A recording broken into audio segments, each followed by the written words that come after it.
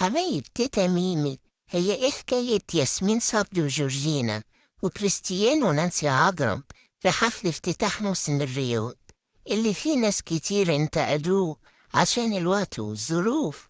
هم قالوا قبل كده ان ياسمين صبري بتقلد جورجينا في لبسها وطريقة تصويرها، وشفنا ياسمين صبري وجورجينا بيتقابلوا للمرة التانية في افتتاح موسم الرياض.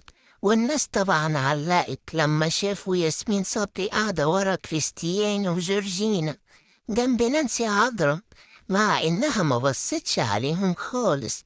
إن الكل برضو فضلوا يقارنوا بينهم ويقولوا دي لابسة إيه ودي لابسة إيه. ياسمين لابسة فستان أسود جميل وحلو عليها، وجورجينا اختارت تلبس فستان بني وكان برضو جميل عليها، بس جورجينا كانت لابسة مجوهرات كتير